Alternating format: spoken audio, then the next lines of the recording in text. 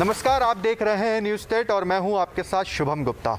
Olympic 2021 की तैयारियां चल रही है। हिंदुस्तान कितना तैयार है और ख़ास तौर पर हिंदुस्तान का दिल यानी कि मध्य प्रदेश कितना तैयार है। हमारे साथ एक ख़ास पैनल आज जुड़ेगा। इंट्रोड्यूस आपको सबसे पहले करवाते हैं। तमाम मेहमान हमारे साथ जुड़ेंगे, जिसमें हमारे साथ पवन जैन सर हैं, स्पेशल डीजी हैं, पोएट डायरेक्टर स्पोर्ट्स एमपी। इसके अलावा हमारे साथ और भी गेस्ट हैं जो कि रीजनल डायरेक्टर हैं साई के, सत्यजीत सांकृत सर, आपका भी सर स्वागत है। और इसके अलावा हमारे साथ समीर दास सर हैं, जाने माने प्लेयर हैं, भोपाल के ओलंपियन रह चुके हैं, एक बार फिर से उन्होंने वापसी की है, आपका भी बहुत बहुत स्वागत है।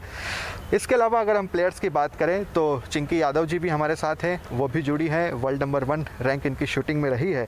और साथ ही साथ कमल चावला सर हैं जो कि स्नूकर में वर्ल्ड नंबर 2 रह चुके हैं। आप सभी खास मेहमानों का बहुत बहुत स्वागत है।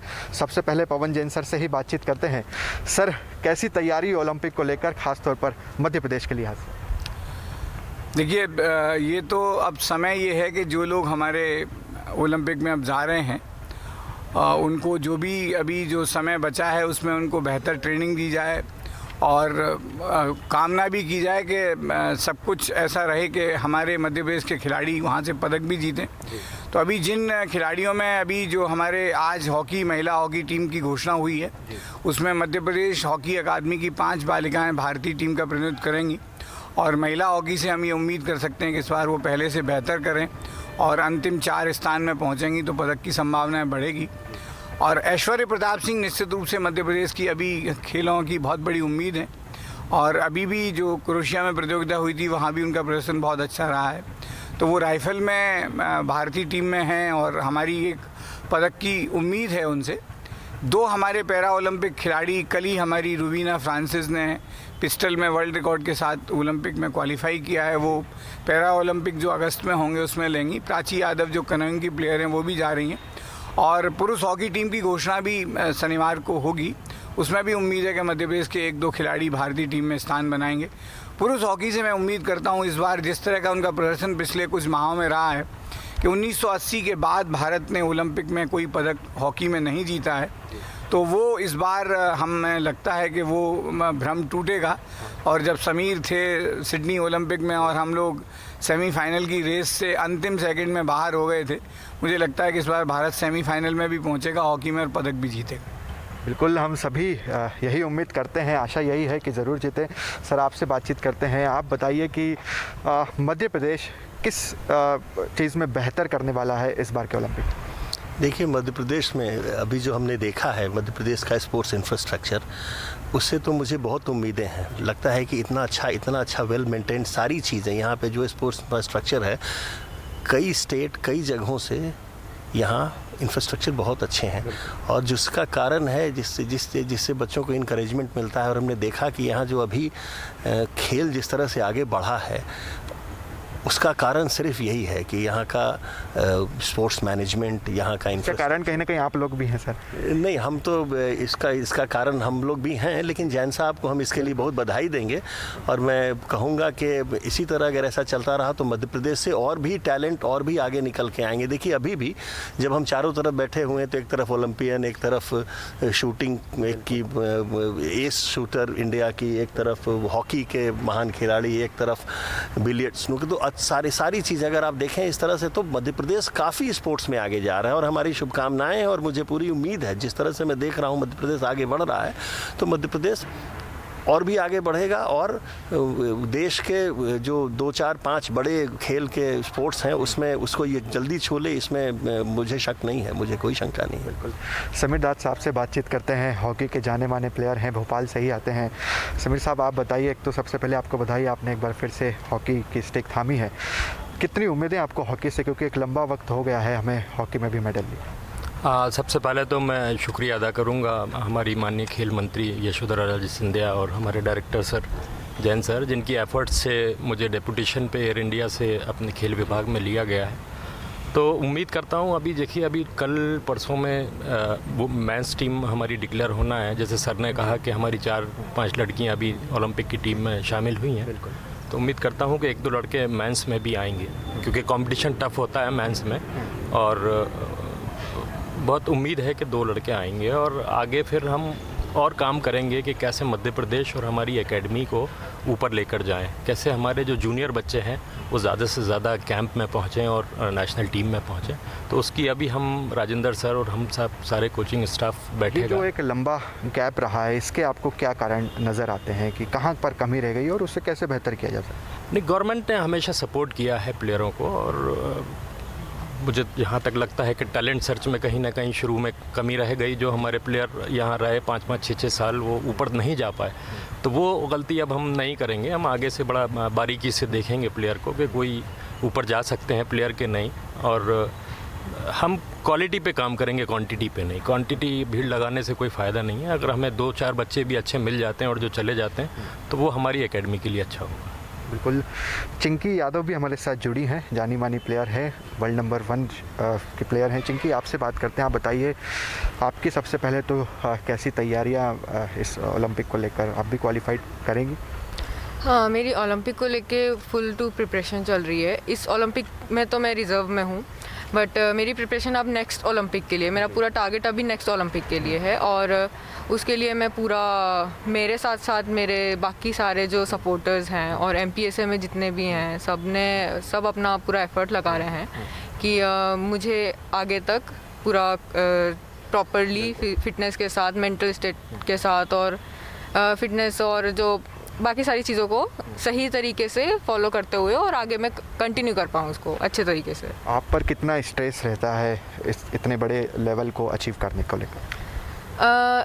स्ट्रेस नहीं रहता, बिकॉज़ क्योंकि यहाँ सबका इतना सपोर्ट है कि मैं अपनी सारी ट्रेनिंग और सब प्रिपरेशन इतने सही तरीके से कर पाती हूँ, तो मुझे उसका स्ट्रेस नहीं रहता। मैं फुल टू कॉन्फिडेंस के साथ अपने आगे की प्रिपरेशन कर रही हूँ।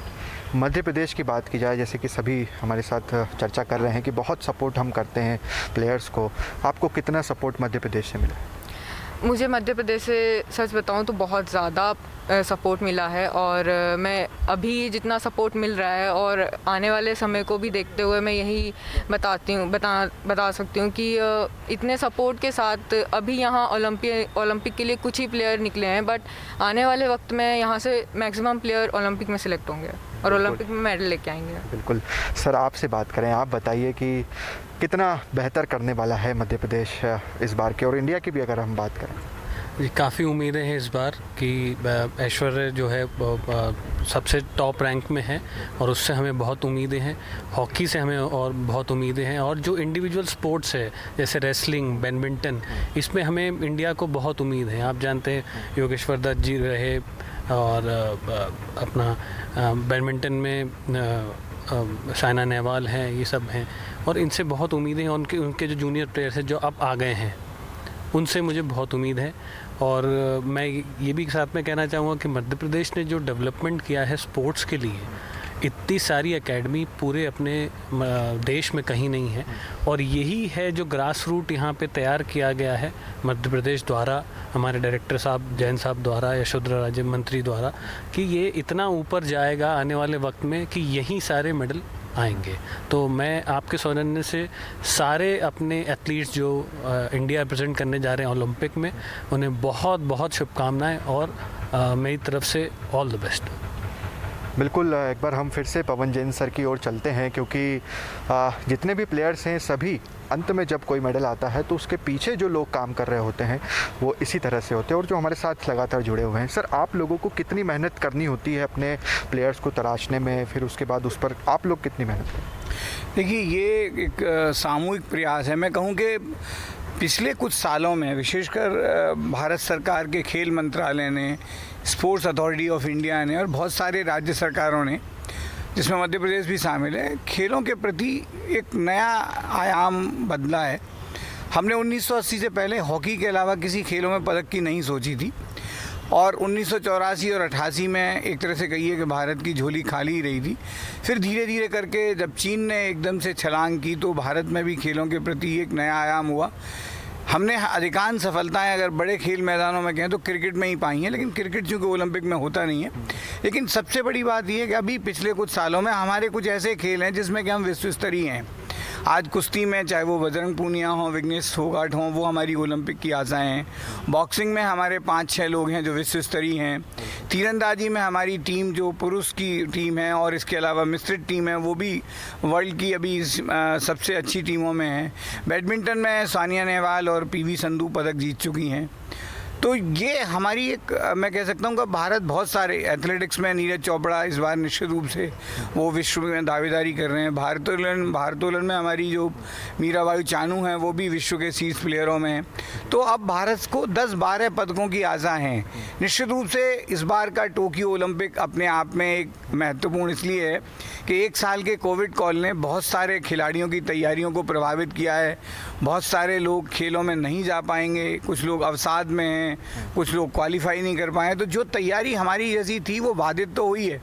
हमारे खेल मंत्रालय और खेल संघों ने प्लान किया था कि हमारे सारे खिलाड़ी विदेशों में रहें, वहीं से ट्रेनिंग करें और वहीं से टोक्यो में जाएं। तो बहुत सारे यात्रा के प्रतिबंध हैं, वो सब नहीं हो पा रहा है। लेकिन उसके बावजूद भी भारत की अभी भी मैं मानता हूं कि पहले की तुलना में इस बार परिणाम बेहतर होंगे। और जैसा कि हमने प्लान किया है खेलो इंडिया के माध्यम से, टारगेट ओलंपिक पोडियम के माध्यम से, छोटे छोटे स्मॉल स्केल सेंटर बनाने के माध्यम से खेल अभी पहले पृष्ठ पर आ गया है। आप ये देखिए, कोई भी खिलाड़ी हो, चाहे वो सुनील छेत्री हो, भाईचंग भूटिया हो, धनराज पिल्ले हों या किसी भी रूप में मोहम्मद साहिद से लेके हॉकी के अभी खिलाड़ी हों, इनको पहले उतना तवज्जो नहीं मिलती थी। आज मीडिया हो, चाहे वो प्रिंट मीडिया हो, इलेक्ट्रॉनिक मीडिया हो, वो हमारे खिलाड़ियों के, कल ही हमारी एक बिटिया ने जब विश्व रिकॉर्ड के साथ पैरा ओलंपिक का, तो आज सारे बड़े अखबारों ने प्रथम पृष्ठ पर प्रकाशित किया है। तो खेलों के प्रति पूरे समाज की धारणा बदली है।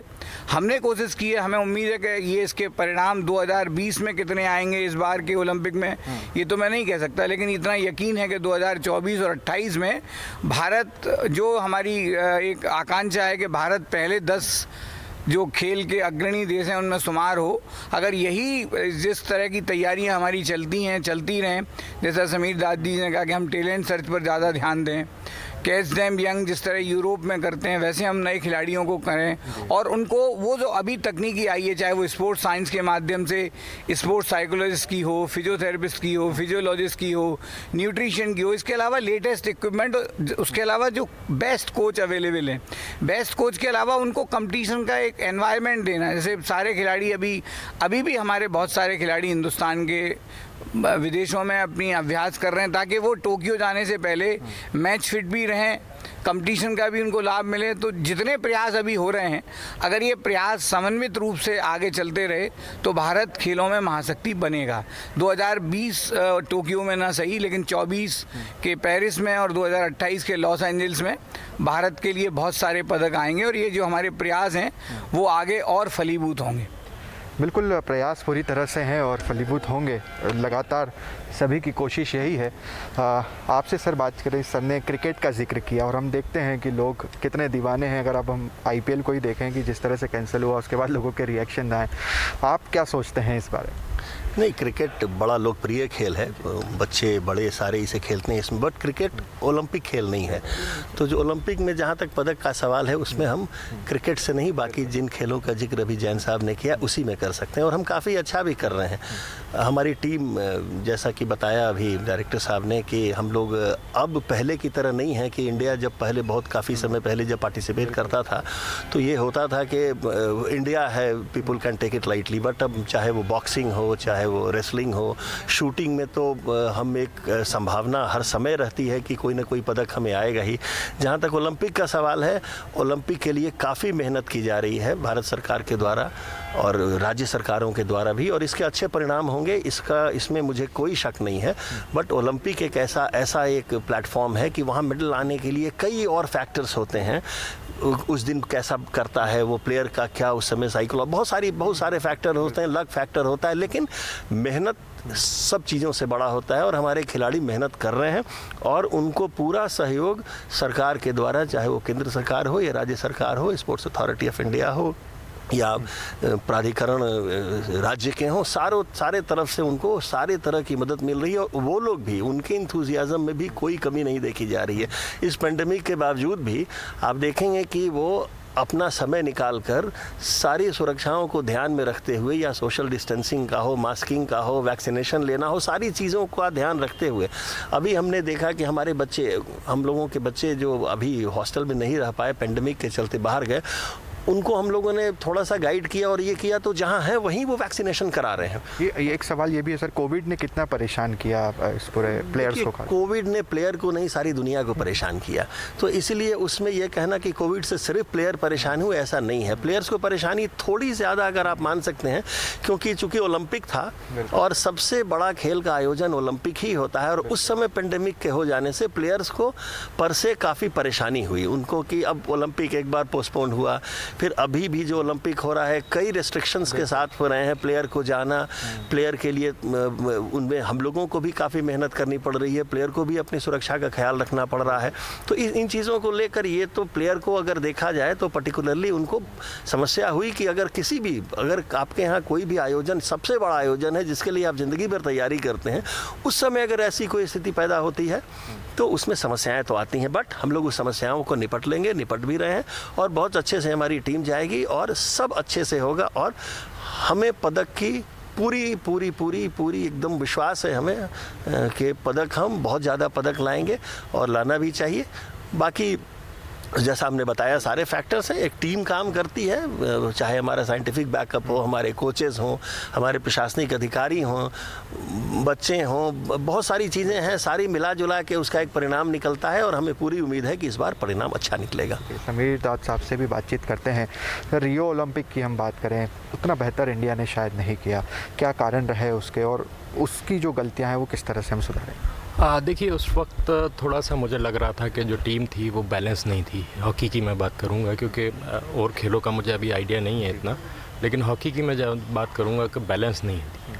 लेकिन अभी जो रिसेंट टाइम में हमारी हॉकी का जो परफॉर्मेंस रहा है कि हमने बड़ी बड़ी टीमों को हराया है और अच्छे मार्जिन से हराया है, जिसकी वजह से हम ये ज़रूर बोल सकते हैं कि इस बार मेडल के चांस बहुत हैं हमारी हॉकी में, और टीम बहुत बैलेंस है, एक्सपीरियंस और यंग का दोनों का बैलेंस है बहुत अच्छा, और काफ़ी अच्छी ट्रेनिंग चल रही थी उनकी, बेंगलोर में कंटिन्यू ट्रेनिंग चल रही थी, तो मुझे ऐसा लग रहा है कि इस बार हम टॉप 4 में ज़रूर आएंगे हॉकी में।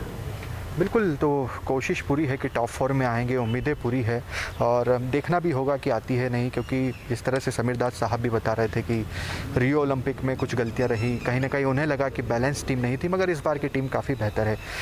सर, आपसे अगर बात की जाए, हम हॉकी को लेकर लगातार देखते हैं, सबसे ज़्यादा पदक भी हमने हॉकी में जीते हैं। उसके बाद अगर आप अभिनव बिंद्रा की बात करें, दूसरी ऐसी कौन सी कैटेगरीज हैं जिसमें हम इस दफ़ा काफ़ी बेहतर कर सकते हैं? मुझे रेसलिंग पे बहुत उम्मीद है, और साथ में बैडमिंटन में मुझे बहुत उम्मीद है कि इसमें मतलब शूटिंग और जैसे आपने बोला हॉकी को छोड़ के इसमें मेडल लाना मुझे लग रहा है कि बिल्कुल ही कंफर्म है।